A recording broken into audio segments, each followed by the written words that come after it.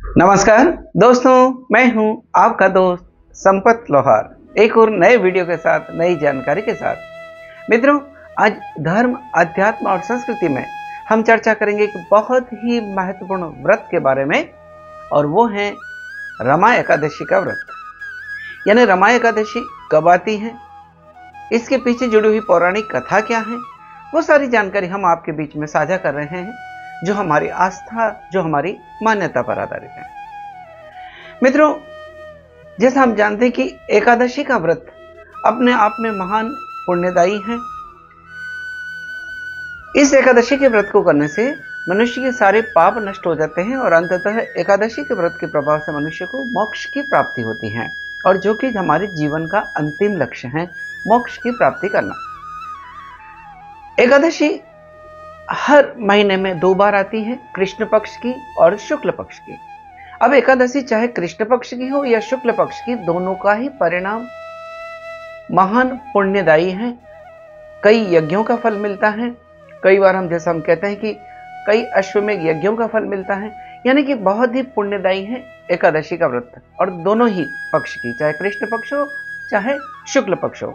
जिस तरह से गाय यदि काली है या सफेद है, दोनों का ही दूध एक ही जैसा होता है, ठीक उसी तरह से एकादशी चाहे कृष्ण पक्ष की हो चाहे शुक्ल पक्ष की, दोनों का फल एक ही जैसा होता है, महान पुण्यदायी होता है।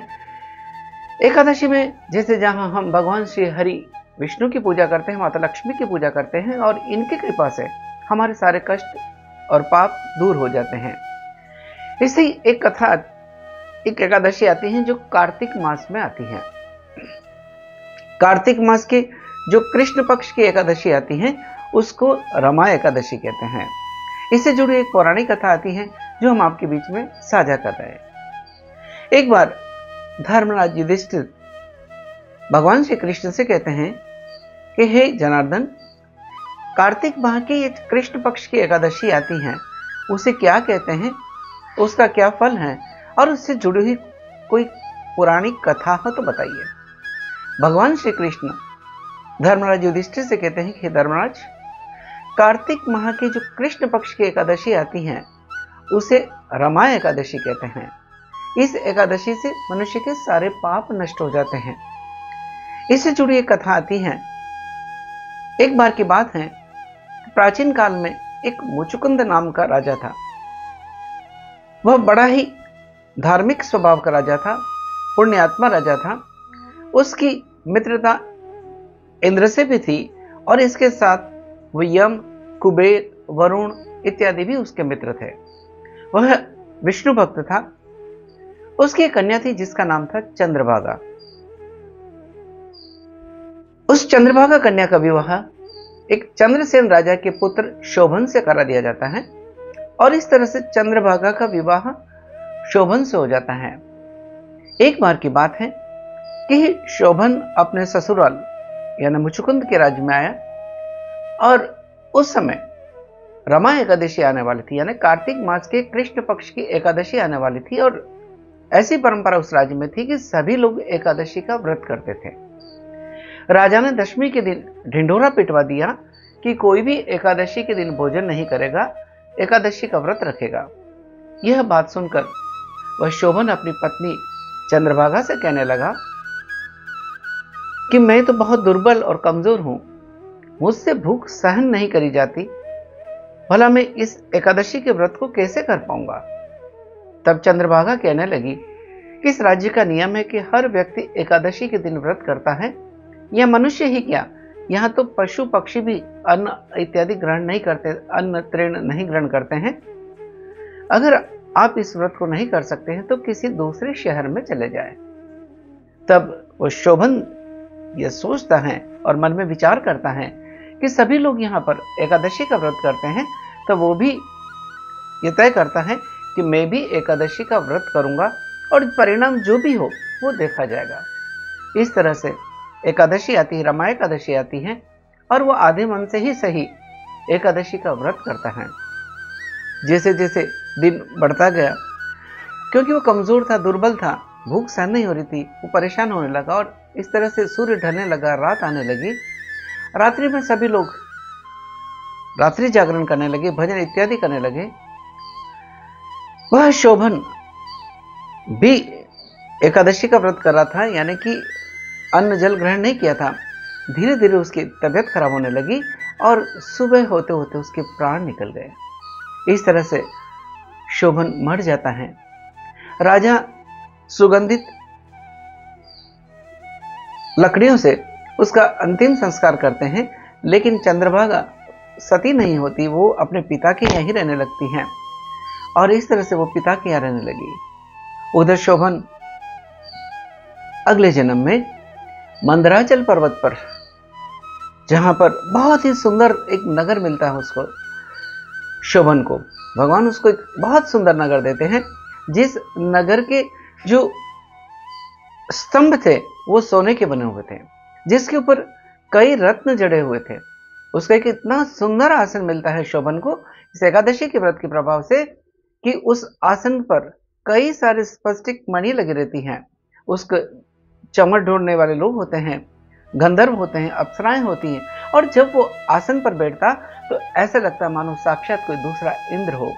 एक इतना सुंदर उसको देवपुर मिलता है शोभन राज को इस रमा एकादशी के व्रत के प्रभाव से। एक दिन की बात है कि उसी मुचुकुंद के राज्य में रहने वाला एक ब्राह्मण श्रेष्ठ सोम शर्मा वहां पर तीर्थ यात्रा करते करते मंदराचल पर्वत पर पहुंचते हैं, और मंदराचल पर्वत पर पहुंचकर जब वो शोभन के पास पहुंचते हैं तो वो पहचान लेता है कि ये तो वो हमारे राजा मुचुकुंद के दामाद हैं। वो उनके पास जाता है और मुचुकुंद भी उन सोम शर्मा को पहचान लेता है, उनको स्वागत करता है और फिर सारी कुशल क्षेम पूछता है मुचुकुंद के बारे में, अपने नगर के बारे में और चंद्रभागा के बारे में। तब सोम शर्मा को आश्चर्य होता है इतना सुंदर उसका राज्य देखकर, उतना सुंदर उसका नगर देखकर। सोम शर्मा पूछता है कि यह सब आपको कैसे मिला?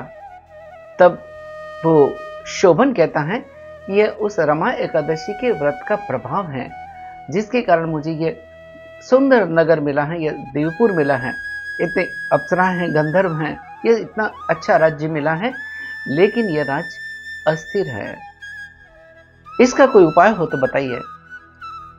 तब सोम शर्मा कहता है कि चंद्रभागा शायद इसका कोई राह बता पाए। तो सोम शर्मा उसका सारा वृत्तांत लेता है, कुशल क्षेम पूछता है और फिर अपने नगर को लौट आता है। वह चंद्रभागा के पास जाता है और चंद्रभागा से जो भी सारा वृत्तांत देखा, उसने जो भी दृश्य देखा और जिस तरह से शोभन से मिला, वो सारी जानकारी चंद्रभागा को देता है। चंद्रभागा को यकीन नहीं होता और वो सोम शर्मा को कहती हैं कि क्या आप वास्तविकता बता रहे हैं, यह हकीकत है या सिर्फ कोई सपना बता रहे हैं? तब सोम शर्मा कहता है कि मंदराचल पर्वत पर शोभन को ही देखा, उन्हीं से बात हुई। तब चंद्रभागा को सोम शर्मा कहते हैं कि आप भी मंदराचल पर्वत पर चलें। इस तरह से शोभन की पत्नी चंद्रभागा उस सोम शर्मा के साथ में मंदराचल पर्वत की ओर रवाना होती है, मंदराचल पर्वत पर जाती है और रास्ते में उनको वामदेव ऋषि का एक आश्रम मिलता है, वहां पर रुकते हैं। वामदेव ऋषि सारा वृत्तांत पूछते हैं और फिर उस चंद्रभागा से सारा हाल जानकर, सारा वृत्तांत सुन करके वो वेद मंत्रों से अभिषेक करते हैं और उस वेद मंत्रों के अभिषेक के प्रभाव से और उस रमादक एकादशी के प्रभाव से, यानी जो वामदेव ऋषि ने उस अभिषेक किया था उसका वेद मंत्रों से, और चंद्रभागा जिस तरह से एकादशी का व्रत करती थी, उस एकादशी के व्रत के प्रभाव से उसका शरीर दिव्य हो जाता है और वो अपने पति शोभन के पास जाती हैं। शोभन उसको देखकर बहुत प्रसन्न होते हैं और उसको अपने वाम भाग में जगह देते हैं, उसको आसन ग्रहण कराते हैं और जब सारा वृत्तांत बताते हैं तब शोभन कहते हैं कि यह तो नगर बड़ा स्थिर है, यह क्योंकि मैंने आधे अधूरे मन से एकादशी का व्रत किया था, उसी के प्रभाव से मुझे नगर मिला है, लेकिन यह अस्थिर है। तब चंद्रभागा कहती हैं कि मैं जब पिता के यहाँ रहती थी 8 वर्ष से ही मैंने एकादशी का व्रत प्रारंभ किया और इस एकादशी के व्रत के प्रभाव से हमारा यह नगर अवश्य ही स्थिर होगा। स्थिर ही नहीं होगा अपितु प्रलय काल के बाद में भी यह रहेगा। और इस तरह से उस एकादशी के पुण्य को वह शोभन को देती हैं और उस एकादशी का जो भी व्रत किया उसके पुण्य के फल स्वरूप वो नगर स्थिर हो जाता है और वो दीर्घ काल तक दोनों ही आनंद पूर्वक अपना जीवन व्यतीत करने लगते हैं। यानी एक जो एकादशी का व्रत का प्रभाव है महान पुण्यदायी है। इससे मनुष्य के सारे कष्ट दूर हो जाते हैं, सारे पाप नष्ट हो जाते हैं और कई अश्वमेध यज्ञों का फल इससे मिलता है। इस एकादशी का व्रत महान पुण्यदायी है। तो ये रमादशी एकादशी का प्रभाव था कि किस तरह से शोभन को एक सुंदर नगर मिलता है और किस तरह से वो महान पुण्यदायी इस एकादशी के व्रत के प्रभाव से दीर्घकाल तक अपनी पत्नी यानी चंद्रभागा के साथ में आनंद पूर्वक रहते हैं। मित्रों, यदि ये कथा आपको अच्छी लगी है तो इस वीडियो को लाइक करें, शेयर करें, कमेंट करें।